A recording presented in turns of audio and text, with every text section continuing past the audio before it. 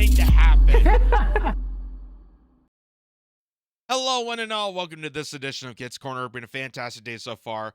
So I thought I'd share a little factoid with you because, you know, with the news being depressing as is, we need to have some sort of fun. So, did you know Chrystia Freeland, the Deputy Prime Minister, Finance Minister, the right-hand evil nefarious lady to Justin Trudeau, used to be a regular panelist on Bill Maher's show? I didn't even know that. I had no idea about this, but apparently it has come to light with this video surfacing by this guy here, the amazing Zoltan, who pointed this out, saying, did you know that Chrystia Freeland used to be a semi-regular on the Bill Maher show? Here's a clip of her on the show from 9 years ago. And what did you notice about her? Well, let's take a look at this and see the disaster afoot, which I don't know. I'm assuming that's from a bit, all the strands of, that's supposed to be dandruff or pillow. I don't know what that is. It definitely resembles her craziness. Metaphorically, it's a symbolic. Maybe it's foreshadowing her years of actually serving the country of Canada. But here's what happened. You know, you're one of the pioneers of it, Bill. Like you, Jon Stewart, Colbert, a lot of people get their news from funny shows. Right. And that's great.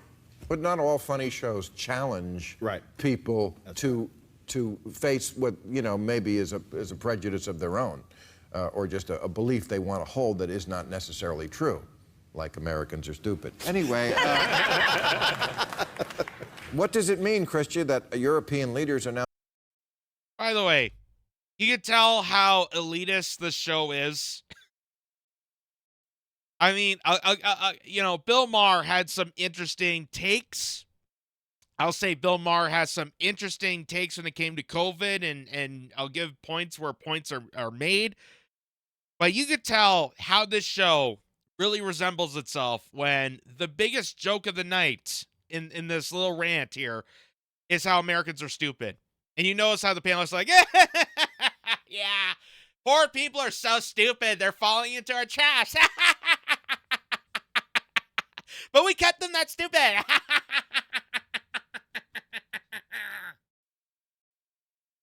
If people knew what's really going on, then they'd be censored and have a target on their back and have their, you know, homes being invaded. now turning on Putin? It means that they have seen the light. It's really good. No, I mean, I think Putin is really dangerous, and Angela Merkel, the Chancellor of Germany, who people thought was kind of soft, actually, I think has a very long vision and is standing firm, and it's a good thing. I think it's what Putin is doing is really dangerous. Well, yeah, it's certainly.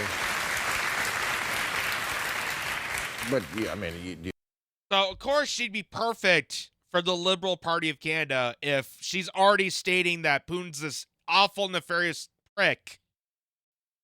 Because Angela Merkel has kind of gone a little more harsher on Russia. So, obviously, this means that Putin's the awful war criminal, and we had to invade. I'm sorry, we had to, you know, do something with Ukraine. I can't say that. Nope, we gotta say Russia invaded Ukraine. Not that we overthrew the government in Ukraine to allow the war to happen because we are nefarious pricks ourselves. Oh, did I say that out loud? Ooh, ow, yee.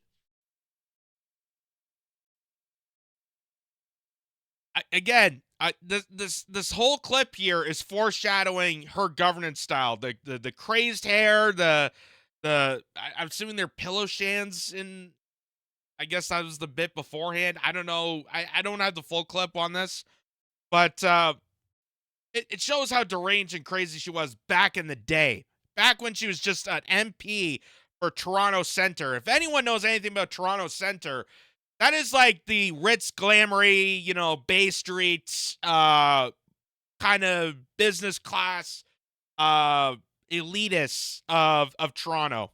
Like Toronto Centre is literally the center.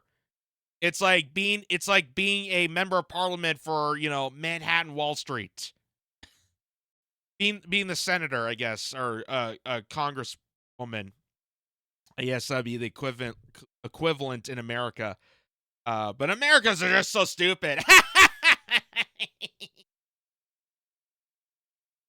Well, compare that to today, where Wiretap Media pointed this out, and this is from a speech that she gave just recently. It says, according to full wartime monger Chrystia Freeland, the war in Ukraine is a battle between democracies and dictatorships. But who are the dictators? And it's a reasonable question for Canadians to ask after the announcement of our government's totalitarian internet censorship bill, Bill C-63, on top of all the other bills that are passed, and the direct dictatorial laws imposed by the Zelensky regime in the last 2 years. Listen to what she says about this, because it literally resembles everything you saw in the Bill Maher clip from 9 years ago compared to today. And then the final thing that I'll say is, of course, financing matters. What also matters is being effective and being there when it matters. And certainly from my perspective, the most acute security challenge in the world today, at this moment, to the rules-based international order. She's like, I feel like Chrystia Freeland is like 10 IQ above Kamala Harris.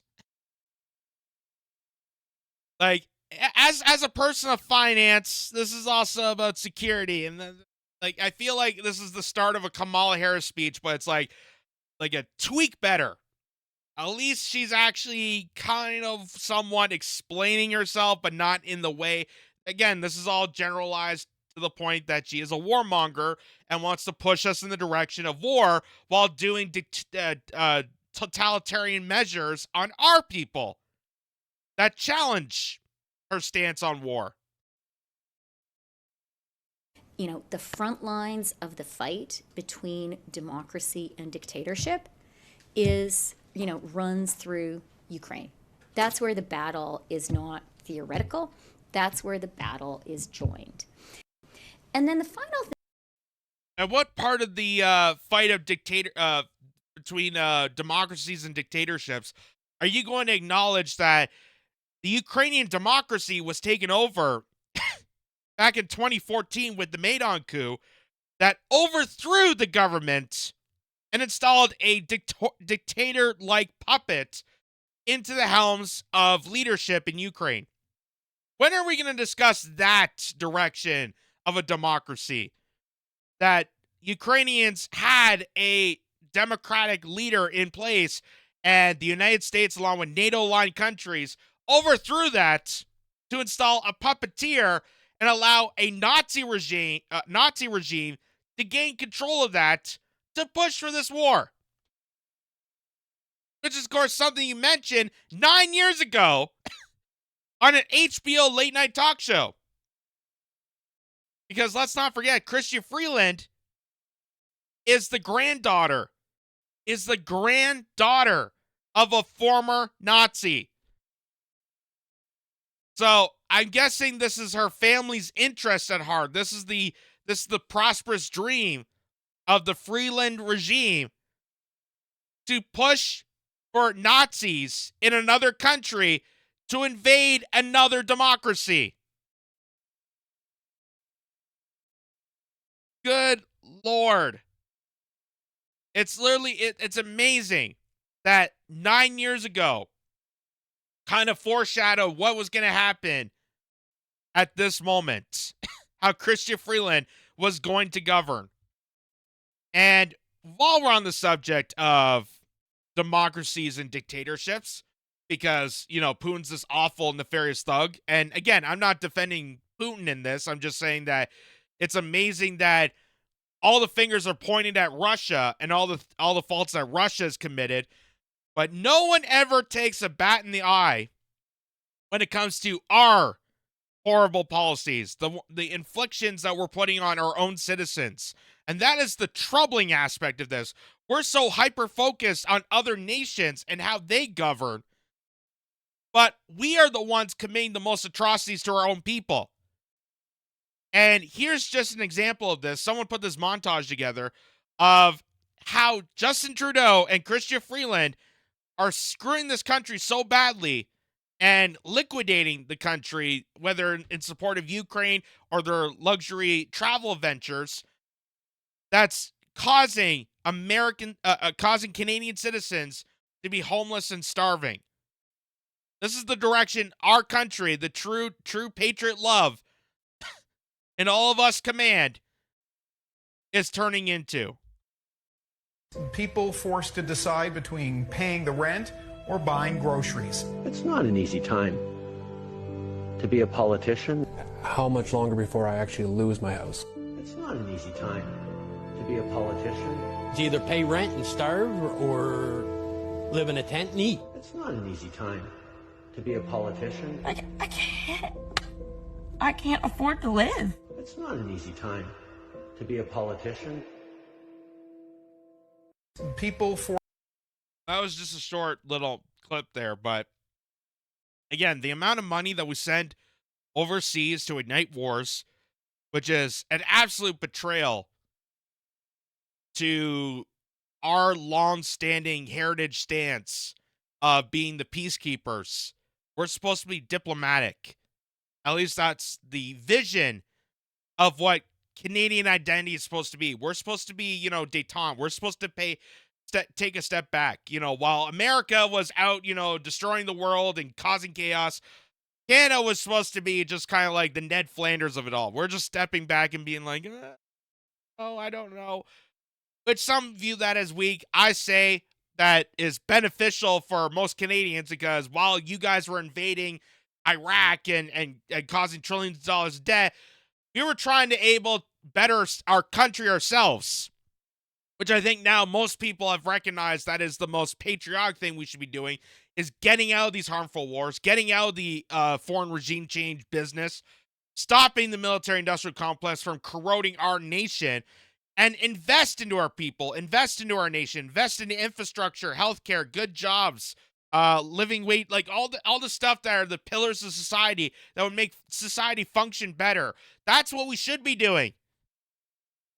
But we don't do that. Instead, we have insane psychopaths at the helm that are bleeding out the nation dry. They're bleeding out the country dry. And for Justin Trudeau's vacation fund, to sending more off to Ukraine, to sending off to Israel, to sending off to Haiti, to ignite a civil war down there. Meanwhile, everyday Canadians are facing the burden of trying to survive. And their only option, their best resort from the government to Canadians that are suffering, is we can include you into a suicide list. That's what the MAIDS program is. They're including more people into the medically assisted endure of dying, because they are not problem solvers. They don't want to invest in you. They don't want to invest into this country because they're against this country. And they're just letting people starve. They're letting people just die out in the streets. You can either die now or die later. That's the option of this Canadian government, while they're sucking your taxpayer dollars and sending it overseas and not doing a damn for anyone anywhere around here. It's just an absolute sham, an absolute disgrace.